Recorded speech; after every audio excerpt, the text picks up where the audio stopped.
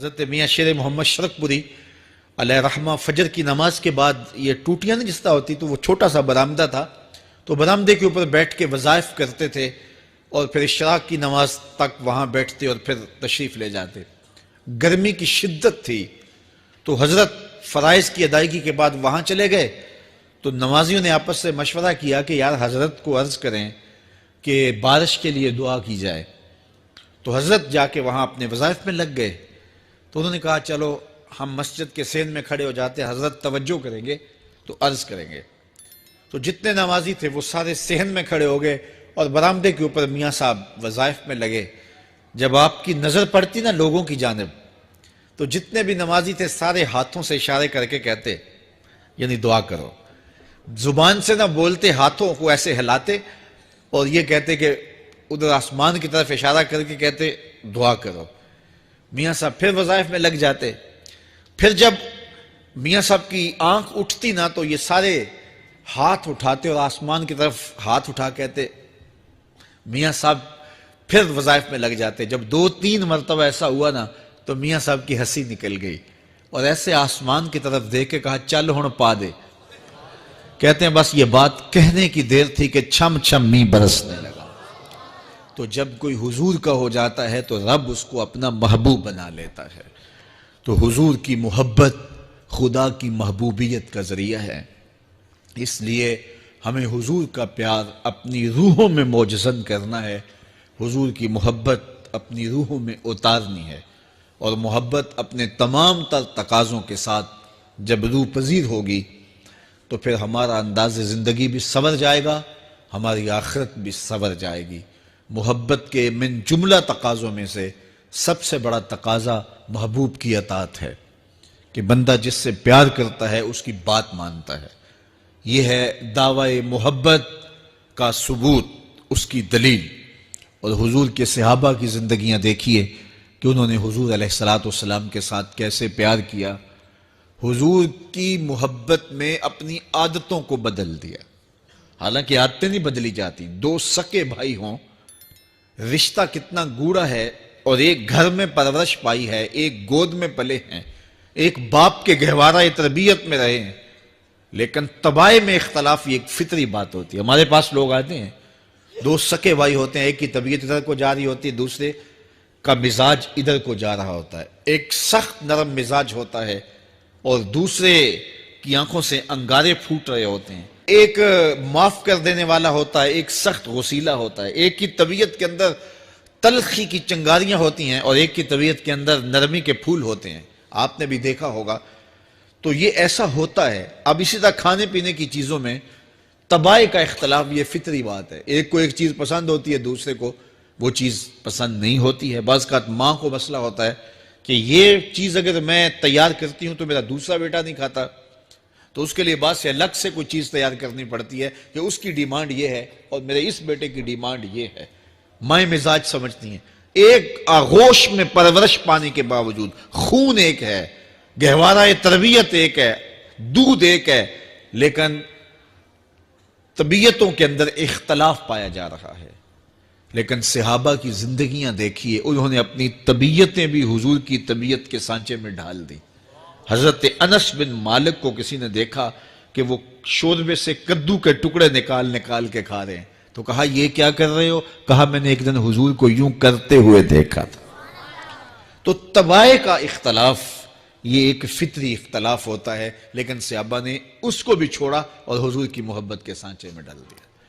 پھر اس چیز کا انتظار نہیں کیا کہ حضور کا فرمان کیا ہے، حضور کی چاہت پہ اپنے مزاج کو بدلا۔ اللہ اکبر۔ حضور علیہ السلام مدینہ المنورہ کی گلی سے گزر رہے تھے، ایک گنبد نما مکان بن رہا تھا اور ایسے مکان حضور کو پسند نہیں تھے۔ تو آقا کریم علیہ السلام نے پوچھا یہ مکان کس کا ہے؟ کہا فلاں انصاری کا ہے۔ حضور گزر گئے، چہرے پہ تھوڑے سے ناگواری آثار حویدہ ہوئے۔ کسی نے اس صحابی کو بتا دیا کہ حضور گزرے تھے، تیرے مکان کو دیکھا، شاید پسند نہیں آیا۔ 2-4 دن کے بعد حضور دوبارہ گزرے، دیکھا کہ وہاں ملبے کا ڈھیر پڑا ہوا تھا۔ فرمایا اس صحابی کو بلاؤ، بلایا گیا، کہا میں پرسوں ترسوں گزرا تھا، تیرا مکان دیکھا تھا، یہ کیا ہوا؟ عرض کی میں نے گرا دیا ہے۔ فرمایا کیوں؟ عرض کی سنا تھا آپ کو پسند نہیں، سنا تھا آپ کو پسند نہیں، میں اور آپ دیکھیں ہمارا کیا کیا حضور کو پسند نہیں، سر سے لے کر پاؤں تک، نجی زندگی سے لے کے سیاسی زندگی تک، اپنے امور ذات سے لے کر کے اپنی معاشرتی زندگی تک، ہمارا کیا کیا حضور کو پسند نہیں، اور ہر وہ چیز بدل دیں جو حضور کو پسند نہیں۔ محمد دی زیارت محمد دے رنگ وچ، اے ٹھگ بازیاں جانے پیارا محمد صلی اللہ علیہ وسلم۔ میرے شیخ کامل کا ایک شعر ہے، اور وہ شعر اتنا وزنی ہے کہ اگر میرے پاس جواہر لال موتی ہوں اور میں ایک پلڑے میں ڈال دوں اور ایک پلڑے میں یہ شعر رکھ دوں تو یہ شعر پھر بھی بھاری ہوگا۔ یاری لا تو پاک نبی سنگ، اے پر پوری یاری، پھر درود قبول ہے تیرا لکھ نہ لوں ایک واری۔ 1.25 مرتبہ درود پڑھنا ایک طرف، اور ایک دفعہ حضور کی ذات پہ درود پڑھنا، ان کی محبت کے سانچے میں یوں ڈھل کر کے جو وہ کہتے ہیں وہ میری زندگی کا عمل ہے، یہ اس سے وزنی ہے، یہ اس سے بھاری ہے۔ تو حضور کی محبت، حضور کے ایک صحابی تھے، وہ حضور کو ملنے آئے، اور آئے تھے بحرین سے۔ اچھا، انہوں نے حضور کو سلام کیا تو حضور نے رخ پھیر لیا، ناراضگی کا اظہار کیا، تو وہ سمجھے کہ شاید حضور نے ایسے ہی رخ پھیرا، تو جدھر حضور نے رخ پھیرا وہ ادھر جا کے سلام کرتے ہیں، تو حضور نے پھر رخ پھیر لیا، سمجھ گئے کہ حضور ناراض ہیں۔ اب انہیں سمجھ یہ نہیں آ رہی تھی کہ ناراضگی کا سبب کیا ہے۔ وہ اصحاب رسول سے پوچھنے لگے کہ حضور مجھ سے ناراض لگتے ہیں، آپ میں سے کوئی بتا سکتا ہے کہ حضور کیوں ناراض ہیں؟ اللہ اکبر! آج تو کوئی بڑا باپ ہو، مرشد ہو، استاد ہو، ناراض ہو جائے اور شاگرد کو ناراضگی کی وجہ معلوم نہ ہو تو وہ الٹا ناراض آگے سے ہو جاتا ہے کہ میں نے جرم کیوں کیا ہے کہ استاد کا مزاج بگڑ گیا ہے۔ اللہ اکبر! لیکن ذرا دیکھیے، رنگ دیکھیے محبت کے، وہ صحابہ سے پوچھتا پھرتا ہے کہ حضور مجھ سے ناراض ہیں، مجھے بتائیے کہ کیا سبب ہوا؟ تو انہوں نے کہا کہ یہ تیرے ہاتھ میں جو سونے کی انگوٹھی ہے، اس سے حضور ناراض ہیں، کیونکہ حضور اس کو منع کر چکے ہیں۔ امت کے لیے سونا چاندی حضور نے امت کے مردوں کے لیے منع فرما دیا، صرف 4.5 ماشے سے کچھ کم کی انگوٹھی چاندی کی، اور وہ بھی عدد میں 1 ہو، شریعت نے جائز رکھی ہے۔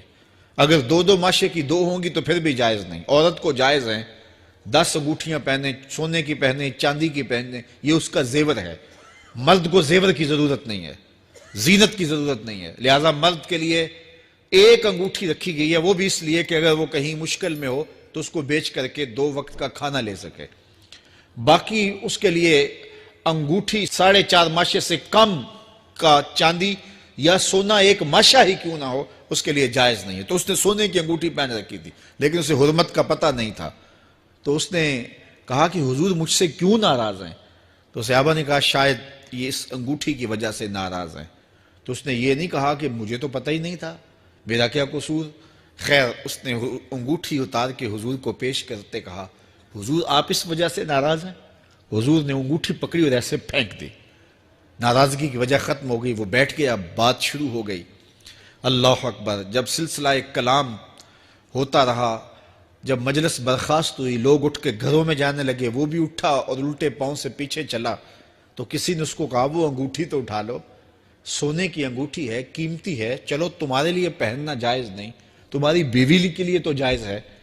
تو اس نے کیا جواب دیا سنیے، اس نے کہا واللہ لا آخذہ وقد طرحہ رسول اللہ صلی اللہ علیہ وسلم، اللہ کی قسم میں اس انگوٹھی کو کبھی بھی نہیں اٹھاؤں گا جس کو میرے حضور نے پھینک دیا ہے۔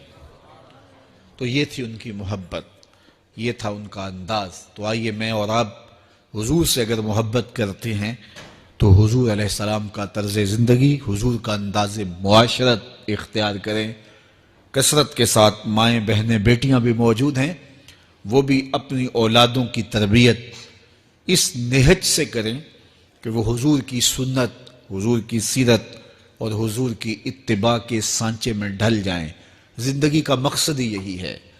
آئے، بڑے ہوئے، جوان ہوئے، بوڑھے ہوئے، چلے گئے، ہم سے پہلے بھی چلے گئے، ہم بھی چلے جائیں گے، بعد میں آنے والے بھی چلے جائیں گے، لیکن حقیقی کامیابی اس کو نصیب ہوئی جس نے اس دنیا پہ آ کے دنیا کی زندگی کے مقصد کو سمجھا۔ ہم آئے کیوں تھے، زندگی کس لیے ہمیں دی گئی تھی۔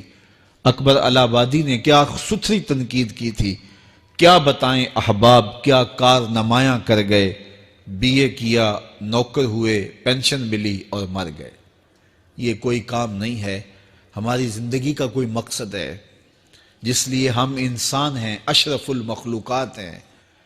دیکھیے گدھا سارا دن بوجھ اٹھاتا ہے، اللہ اکبر۔ میرے صاحب نے گدھے سے بھی ایک موازنہ کیا ہے کہ سارا دن جو ہے وہ بوجھ اٹھائے اور کام کرے، اور پھر مالک اس کو غذا بھی نہ دے، وہ جا کے روڑیوں سے اور باہر سے جا کے چر کے پھر آ کے کام مالک کا کرے، مالک اس کو دے بھی نہ، اور وہ باہر سے کھا کے آئے اور کام مالک کا کرے۔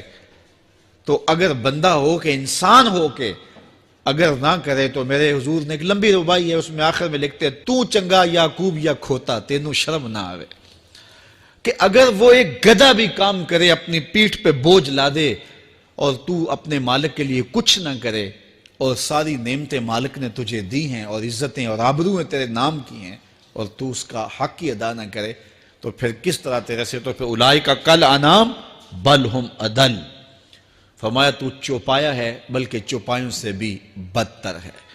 تو میں اور آپ اپنے آپ کو انسان ثابت کریں، آج موقع ہے۔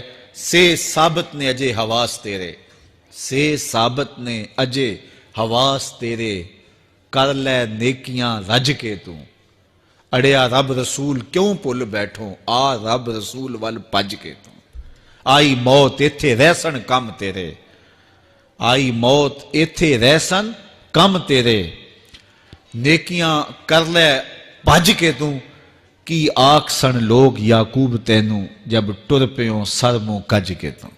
وہ وقت آئے گا جب تنیاں باندھ دی جائیں گی، جب دونوں جانب سے کفن باندھ دیا جائے گا، پھر پردہ ہٹا کے دیکھا جائے گا، پھر بند کر دیا جائے گا۔ وہ لمحے کتنے دردناک ہوں گے، وہ گھڑیاں کتنی دردناک ہوں گی۔ آج مجھے اور آپ کو اللہ نے موقع دیا ہے، تو آج حضور کی سیرت کو اپنانے کا، اپنی روحوں میں اتارنے کا عزم کر کے